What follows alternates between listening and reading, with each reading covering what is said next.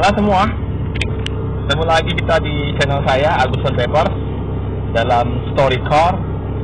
Sambil berjalan kita mengisi waktu dengan bercerita. Ya, gua mau cerita kali ini tentang ini cerita pernah viral ya di sosmed ataupun di broadcast kalau udah lama sih. Tapi gue seneng aja menceritakan ini dengan kondisi sekarang gitu ya. Di cerita ada sesuatu di balik yang berbeda gitu, something different dari ceritanya itu sendiri, kreatif ya, di kemasannya kreatif, tapi ada sesuatu yang bisa kita ambil. Judul ceritanya itu Perampok Cerdas ya. Kisah tentang sebuah perampokan di bank di mana di situ ada instruksi-instruksi yang ada proses kreatif berpikir. Jadi suatu waktu ada perampokan di sebuah bank. Gue nggak tahu itu banknya di negara kita atau di luar. Pokoknya prinsipnya perampokan lah ya. Biasa kan perampoknya itu kayak lo pernah nonton, kayak kita pernah nonton film-film perampokan lah. Orang ngerampok bank gimana sih, pakai pistol, pakai senjata gitu kan. Masuk ke bank Sabang gitu, nodong kan, wah tiarap semua, bicara atau mati kan gitu. Umumnya kayak perampokan kayak gitu kan, diam semua, jangan bergerak, tangan di bawah semua, tiarap. Nah ini kalau nya agak beda, perampok datang masuk teriak, diam semua, tiarap ya. Harta ini milik negara dan nyawa kalian milik kalian, hidup kalian milik kalian. Jadi lebih baik kalian diam, tiarap. Wah, ada kata-kata itu yang keluar dari perampok gitu kan. Ada proses berpikir kan. Nah, ini berbeda nih. Kalau umumnya kan orang kalau merampoknya, kalau kita lihat cuma diam, jangan bergerak, mati. Ya, kalimat itu sifatnya instruksi yang destruktif gitu, yang langsung nusuk biar dia tuh nggak bergerak di satu arah. Tapi dia nggak. Kalau ini perampoknya beda, dia ngasih proses berpikir ya. Lo ini harta milik negara dan nyawa kalian milik kalian, hidup kalian milik kalian. Jadi diamlah gitu. Nah, ini yang disebut mind changing ya. Mind changing biar gue mind changing ya. Berubah cara berpikir ya. Jadi ada istilah-istilah kayak gitu. Nah, terus kemudian terjadi untuk perampokannya, digasak semua, tuh berangkas, uang diambil semua, diatur semua gitu kan. Nah, dalam keadaan kayak gitu kan biasa nasabah atau sandera ya, sebutannya sandera kayak gitu kan, dia juga berpikir kan dalam situasi ketakutan itu, dia juga harus berpikir gimana caranya gue bisa selamat, gue bisa membebaskan diri gitu. Ya, dia harus berpikir kreatif. Akhirnya ada salah satu sandera perempuan yang dia mah agak smart ya. Dia coba berpikir gimana caranya gue bisa keluar dan gue bisa bebas nih dari sini nih. Ya. Daripada gue ditahan begini kan, sandera belum tahu kan sampai kapan dia bisa sandera kan, sampai sore, sampai siang kan dia nggak ngerti gitu. Akhirnya dia kepikiran, gue godain aja nih perampok nih. Ya, siapa tahu dia senangnya sama yang model seksi gitu kan, kegoda imannya gitu kan. Akhirnya dia nyoba kan, dia sobek belakangnya ditambahin, dibuka kancingnya, blazernya dibuka ya. Pokoknya seksi lah, kayak ya gitulah pokoknya. Dicoba deketin perampokan, niatnya tuh pengen ngegodain atau pengen ngerayu, pengen menggoda biar dia tuh punya ngambil hati dan akhirnya bisa dibebasin gitu, disandera gitu ya. Lanjutannya mau bagaimana pokoknya prinsipnya kayak begitu loh. Tapi lo tau gak, perampoknya itu baru dideketin sama tuh cewek. Cewek udah lenggak gitu kan, udah mau deketin kan, udah mau halehoy gitu kan. Itu perampoknya malah nodong kan, woi mbak, lo ngapain? Sambil pistol ditodong gitu kan. Gua kesini mau rampok ya, bukan mau merkosa. Gua nggak doain kayak gitu-gitu. Lu jangan kegenitan, jangan keganjenan kayak begitu-begitu. Sorry, lu yang rap, duduk manis. Itu baru ada kayak begitu kan, perampokan itu. Ini yang disebut being profesional, bekerja profesional. Dia jadi tuh perampok fokus kan. Ya. Perampok itu fokus sama tugasnya yang diberikan. Dia ngerampok, nodong, itu aja udah profesional dia. Dia nggak ngeleweng-ngeleweng, nggak nyimpang ke sono, ada kesempatan ini dia ini dulu, apa aja ada perempuan gitu kan, ini dulu kan. Nah akhirnya perampokan berjalan dengan mulus pada hari itu. Semua diambil tanpa ada masalah. Bahkan perampoknya itu bisa keluar dari bank itu dengan sangat smart sekali gitu ya, nggak ditangkap, nggak ada meninggalkan jejak dan sebagainya. Pokoknya perampokan pada hari itu berjalan dengan mulus tanpa ada pengepungan dan sebagainya. Kembalilah mereka tuh ke markas. Nah, setelahnya sampai di markas nih, setelah istirahat, naruh barang-barang hasil perampokannya di markas perampok ceritanya nih. Di markas perampok itu udah rapi kan, lagi duduk-duduk. Ada satu perampoknya lagi ngomong, dia ketemu sama bos mafianya. Bos, mumpung senggang nih bos, kita tunggu dulu lah perampokan kita berapa jumlahnya bos. Mumpung kita udah santai nih gitu.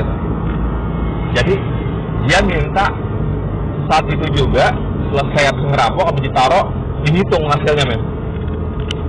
Berapa tuh jumlahnya hasil rampokannya kan. Nah terus bosnya lagi santai, habis ngerampok kan, baru minum, baru lagi santai-santai gitu. Dia bilang, halah dasar goblok kamu. Ini kalau kamu mau ngitung ini sehari, 2 hari, 3 hari juga nggak selesai. Banyak ini. Kamu lihat itu, kamu ngitung mau sendiri sekarang. Istirahat dulu.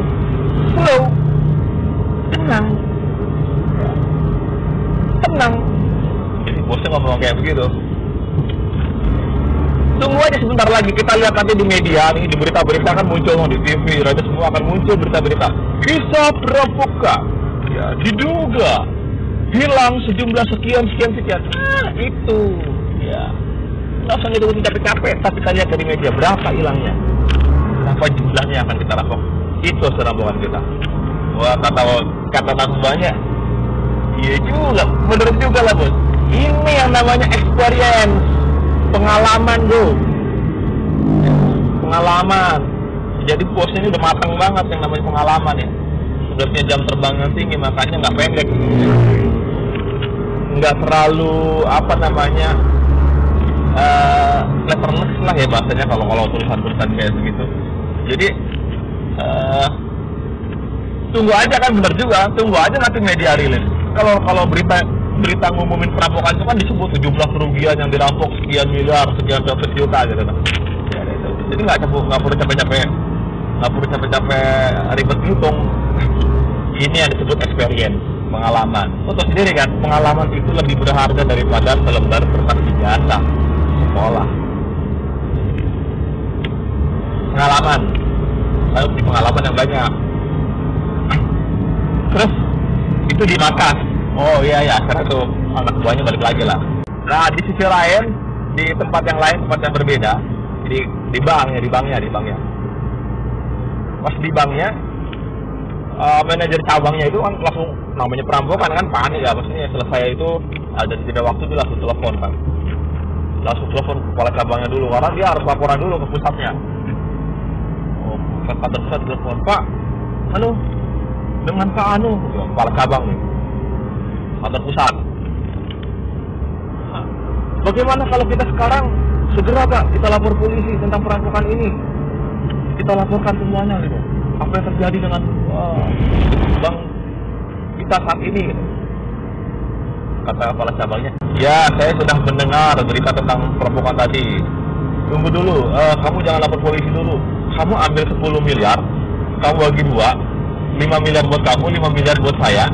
Lalu sisanya kamu laporkan kepada polisi sebagai hasil rampokan, ya, sebagai uang yang hilang, yang dirampok dengan perampok-perampok tadi. Ini nih, yang begini nih, ya. Jadi bosnya tuh nggak kalah pinter sama bos mafia tadi, sama-sama mirip-mirip lah ya. Bedanya kalau tadi nggak berpendidikan, kalau ini kepala cabang pendidikannya tinggi men. Jadi apa yang kepala cabang lakukan ini disebut swim with the tide, mengikuti arus. Jadi mengubah situasi sulit menjadi keuntungan pribadi. Keren kan men? Jadi dalam kondisi sulit apapun dia masih bisa berpikir untuk bisa mencari keuntungan pribadi, walaupun caranya salah, jangan ikutin. Jadi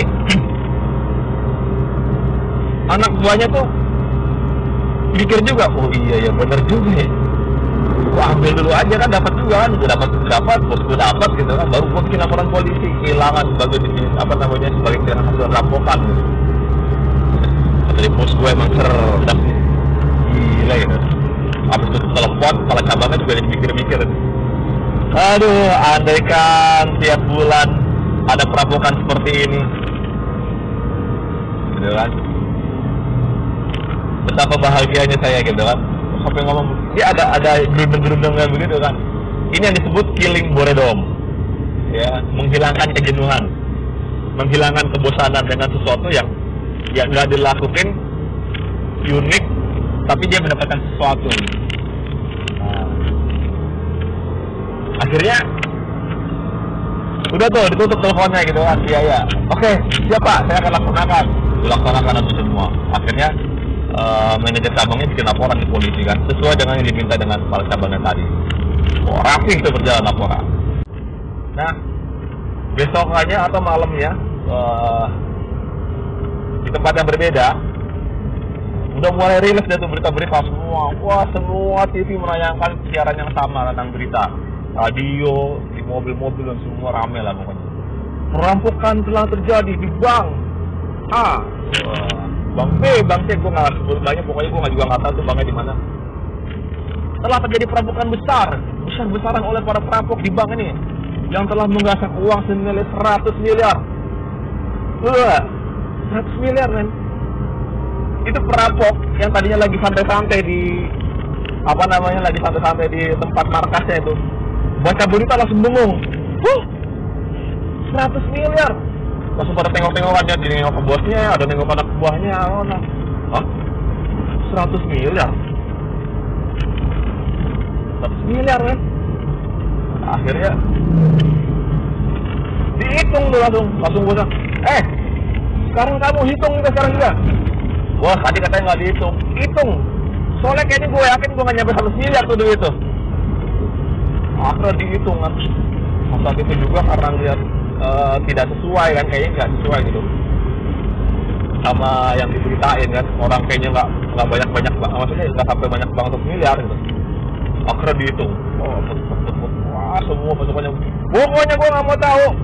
Harus keluar hitungan malam ini sebelum pagi sudah selesai semua hitungan. Wah, bosnya mesti marah, mesti keselnya kan. Saya dihitung tuh. Wah, itu. Ternyata cuma 20 miliar. Wah, kesel kan. Wah, bos, cuma 20 miliar bos. Bosnya kesel banget, teriak marah-marah. Kurang ajar. Sambil teriak-teriak. Gue usaha capek-capek, belajar ngerampok susah-susah. Profesional kayak begini, belajar gue sama semua macam-macam pokoknya. Kalian semua capek kali, cuma dapat 20 miliar, sedangkan mereka dapat saja kan 100 miliar kan, kehilangan 100 miliar kan ada penggantian nanti kan dan sebagainya. Pokoknya gue kagak ngerti. Mereka dapat 100 miliar. Ya. Kesel pokoknya, kurang aja. Ternyata perampok-perampok itu lebih hebat dari kita. Maksud perampok-perampok itu ya, penipu-penipu itu yang ada di bank tadi, yang model-model penjilat-penjilat kayak begitu ya, penjahat-penjahat kayak begitu.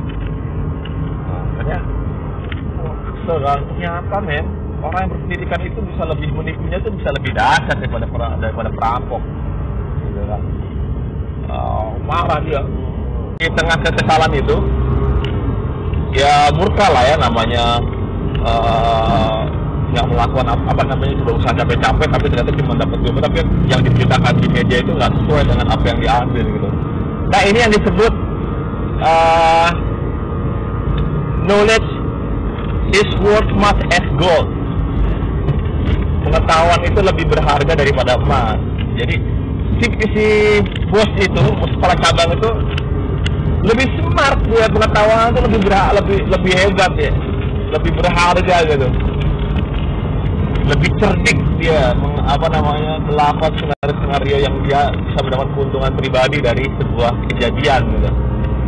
Jadi pengetahuan itu lebih berharga daripada emas dulu. Akhirnya ya begitu kondisi perampoknya kecewa lah ya. Nah, di sisi lain kemudian pas diberitain itu muncul di kantor cabang nih ya, si siapa namanya, kepala cabangnya sama manajernya itu kan juga dengar juga. Pas dengar juga itu, dia senang-senang aja, bahagia, gembira gitu kan. Apa namanya, karena dia tidak melakukan sesuatu tapi dia bisa mendapat keuntungan yang lebih besar tanpa dia berbuat. Ini yang disebut seizing opportunity. Seizing opportunity, berani mengambil resiko men. Jadi memang harus berani ngambil resiko dimanapun, nggak cuma kayak begitu, kita juga harus berani mengambil resiko. Ya berani mengambil kayak begitu demi keuntungan pribadi, walaupun caranya salah, ada lagi cara jelek. Itu nggak ada jeleknya lah. Kayak gitu. Akhirnya ya sudah, semua proses tersebut berjalan dan masing-masing juga mendapatkan itu semua, mendapatkan apa yang mereka lakukan dengan kepentingannya masing-masing dan dengan strategi. Ada beberapa poin yang penting yang bisa kita ambil ya. Pertama, tadi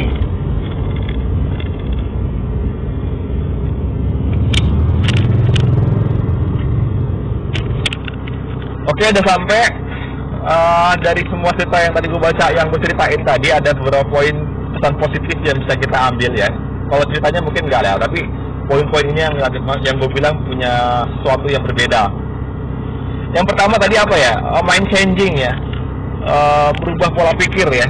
Jadi kita tuh memang harus kreatif. Kita harus keluar dari out of the box, dari rute-rute yang monoton, dari cara berpikir kita yang biasa-biasa aja, yang gitu-gitu aja setiap hari. Dan gue harus punya ide-ide kreatif untuk lo bisa keluar dari semua itu. Kemudian yang kedua, being profesional. Ya, kalau ngerampok tadi kan dia mau ya ngerampok aja. Lu harus being profesional kan. Ya. Mengerjakan sesuatu, menyukai sesuatu, aktivitas, kerja, komunitas dan sebagainya harus profesional di situ, dan lo harus sungguh-sungguh di situ. Fokus dengan tugas dan fokus dengan apa yang sudah menjadi tujuan lo dalam bekerja ataupun melaksanakan sesuatu. Dan yang ketiga ada swim with the tide. The tide ya, aku nggak tahu bahasa Inggrisnya lah, pokoknya begitu. Mengikuti arus.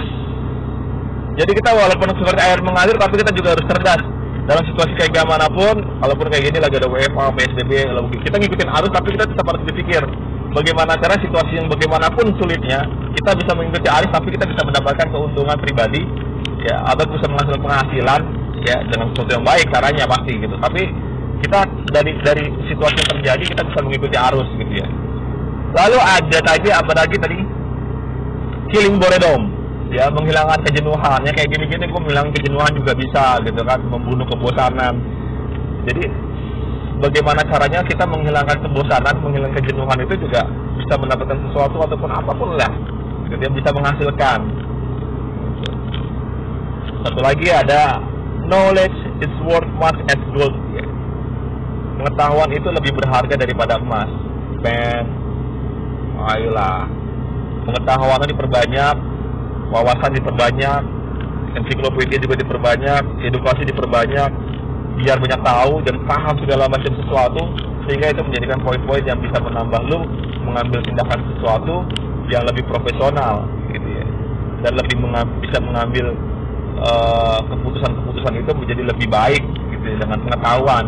Karena pengetahuan itu akan menjadikan portfolio gitu ya, dari semua tindakan-tindakan yang berhasil sudah lakukan.